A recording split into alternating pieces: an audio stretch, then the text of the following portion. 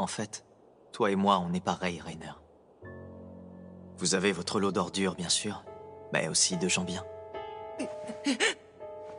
Que ce soit au-delà de la mer, ou à l'intérieur des murs, on est tous les mêmes. Et salut à tous les amis, j'espère que vous allez bien. On est déjà 400 sur la chaîne, ça me fait énormément plaisir.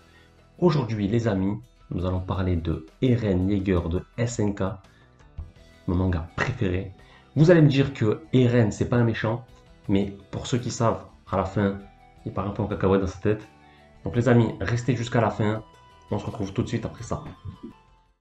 Dans un monde où l'humanité a été en grande majorité décimée par des titans, Eren est un jeune garçon impulsif et bagarreur, vivant dans le district de Shiganshina, dans la ville la plus au sud de la forteresse où vivent les hommes. Il rêve de rejoindre le bataillon d'exploration afin de découvrir le monde extérieur. Lorsqu'il avait 9 ans, son père, médecin, l'emmène avec lui lors d'une visite de la famille Ackerman. En arrivant, il découvre le corps sans vie du père dans une mare de sang. Mais il n'y a aucune trace de Mikasa et sa mère. Alors que son père lui ordonne de sortir et d'attendre sagement que les autorités compétentes arrivent, Eren décide de partir à la recherche de Mikasa. Le jeune garçon les retrouve plus loin dans une cabane, mais malheureusement la mère finit par mourir de la main de ses ravisseurs. Eren et Mikasa vont alors devoir se battre pour rester en vie, et malgré leur jeune âge, ils réussiront à tuer les malfrats. C'est plus tard dans le temps qu'on retrouvera Eren, mort d'ennui, à contempler le ciel et s'apitoyer sur son sort car il aimerait un jour sortir voir le monde extérieur. Quand tout à coup, le mur qui avait protégé l'humanité depuis des centaines d'années éclate, permettant à un nombre incalculable de titans de pénétrer au sein des murs. En effet, cela a été causé par 2 titans à l'allure inhabituelle, un avec une corpulence digne d'un athlète et le second d'une 60aine de mètres. Lors de cette tragédie, la mère d'Eren sera dévorée et son père totalement disparu. À la suite de ces événements, Eren se réveillera plus tard avec une clé autour du cou. À 15 ans, Eren s'engage dans l'armée, où il est d'ailleurs un très bon élément. Lors d'une mission, alors que son ami d'enfance est sur le point de se faire dévorer, Eren réussit à l'extirper en sacrifiant sa propre vie contre celle de son ami. Malgré que Mikasa fait partie des meilleurs soldats, elle se retrouve rapidement encerclée par plusieurs titans. Mais parmi eux, un titan de 15 mètres a un comportement étrange et s'attaque aux autres titans. Après une longue bataille, il finit par s'écrouler, exposant alors son véritable corps. À l'arrière de la nuque, ce titan était en réalité Eren, phénomène inconnu de la population, qui ne voit dans les titans que des monstres assoiffés de sang. Eren est menacé par l'armée, qui souhaite le mettre à mort. Mais grâce à Armin et son talent d'orateur, il parvient à convaincre le général Pixis, qui décide d'utiliser Eren afin de reboucher les failles dans le mur. Si dans un premier temps il perd le contrôle, il parvient grâce à Armin et Mikasa à se ressaisir et accomplir sa mission.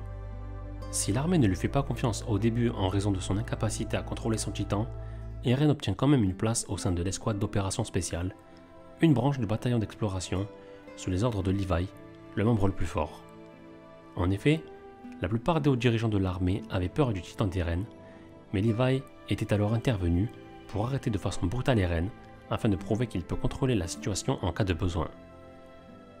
Peu de temps après son affectation, Eren se retrouve chassé par un titan ressemblant à une femme qui tue la majorité de ses camarades d'escouade afin de l'attraper.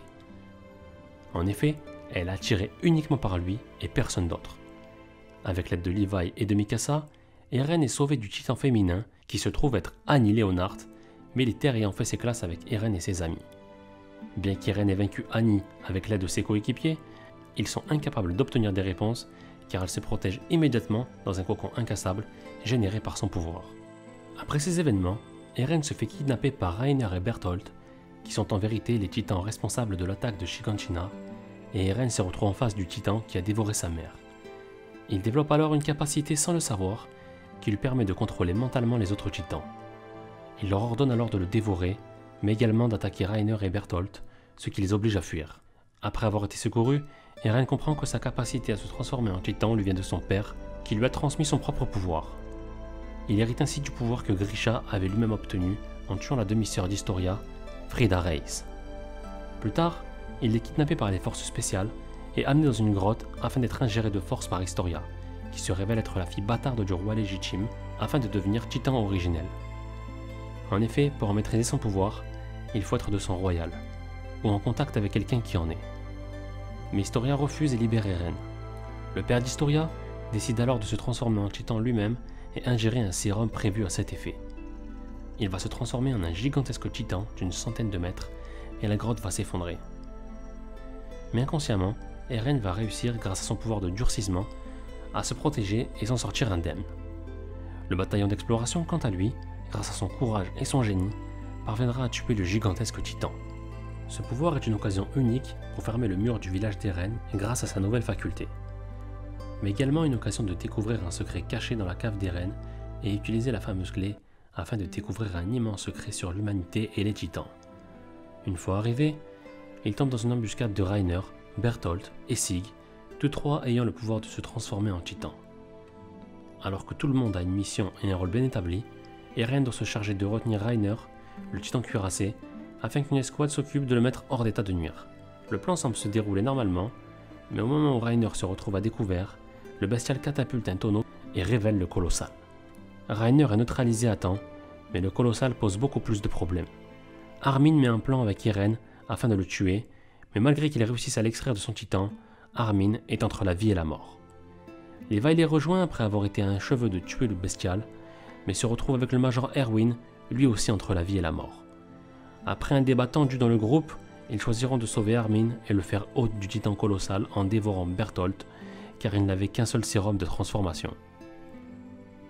Reiner, quant à lui, après avoir été battu par Eren, fut alors également sauvé comme Sig, le titan bestial, par un quatrième de leur groupe, le titan charrette. Mais avant que le groupe ne prenne la fuite, Sig dira à Eren qu'il aimerait parler avec lui à l'avenir, car ils ont une grande chose en commun. Suite à ça, Eren et son groupe parviennent à trouver sa maison dans les décombres et rentrent dans la cave. Ils font la découverte d'une photographie de son père avec une femme et un enfant, mais également de 3 carnets expliquant l'origine des titans. Grisha est né à l'extérieur des murs qui se trouvent sur une île de l'Empire Mar. Cette dernière est une puissante nation qui a renversé le royaume d'Eldia, dont les citoyens sont capables de devenir des titans. À cause de ce dangereux pouvoir, les Eldiens ont été parqués dans des camps de concentration et d'autres ont suivi leur roi afin de se mettre en exil sur l'île de Paradis, l'île d'Eren, où tout le monde pense qu'ils sont les seuls au monde. Grisha faisait partie de la résistance, mais fut dénoncé par son propre fils. Alors sa femme et lui-même ont été conduits sur l'île de Paradis, le royaume d'Eldia, et changés en titan. Mais avant de subir le sort d'être changé en titan errant, un des soldats qui était en fait un infiltré se transforma car il en maîtrisait le pouvoir et lui sauva la vie. Il lui expliqua alors toute l'origine de cette faculté et lui proposa de prendre le relais car sa limite arrivait à sa fin. En effet, du moment où quelqu'un reçoit le pouvoir de se changer en titan à sa guise, il ne lui reste plus que 13 ans à vivre. Eren Kruger, l'homme ayant sauvé Grisha, lui donna comme mission de bâtir une nouvelle vie, donner naissance à un enfant et libérer son peuple. Grisha accepte et rejoint le mur en se faisant passer pour amnésique.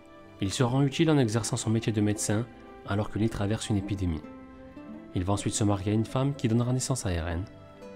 Toute la vie de Grisha, nous l'apprenons via Eren, qui grâce au pouvoir des titans a hérité de la mémoire de son père, précédent hôte du titan assaillant.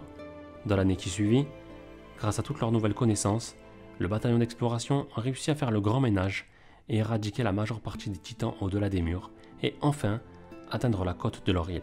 À partir de ce moment, ils comprennent que les véritables ennemis n'ont jamais été les titans dénués de conscience, mais les hommes des autres pays.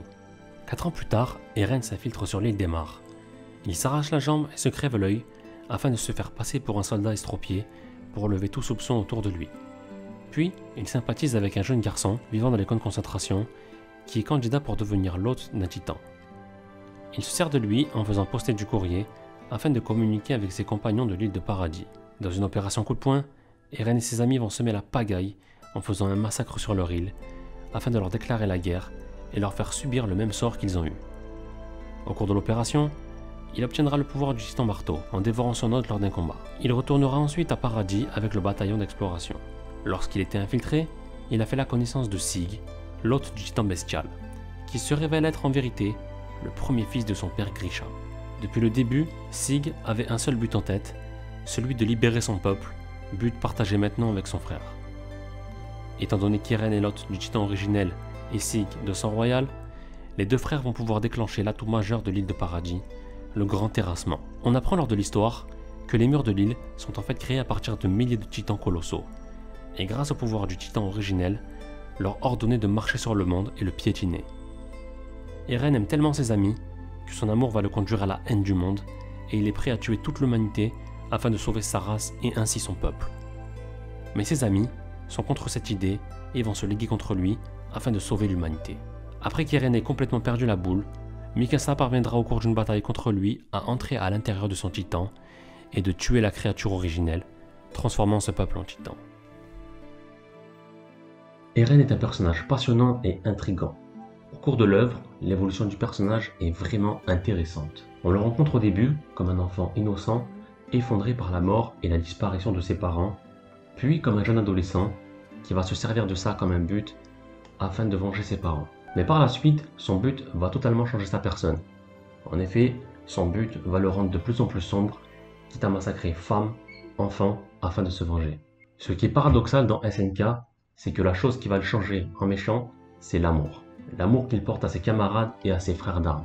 Il est prêt à se placer en tant que tyran et destructeur de l'humanité dans le seul but de sauver ses amis. Dans les histoires en général, c'est l'amour qui va rendre le méchant gentil. Mais dans SNK, c'est totalement l'inverse. C'est cela qui est vraiment intéressant et qui rend l'œuvre totalement différente des autres. Pour moi, SNK est un véritable chef-d'œuvre. Voilà les amis, c'est la fin de cette petite vidéo. Merci à tous ceux qui sont restés jusqu'à la fin. Objectif les amis, c'est d'atteindre les 1000 abonnés. Je sais que la semaine dernière, je n'ai pas posté. Mais à culpa, pardonnez-moi.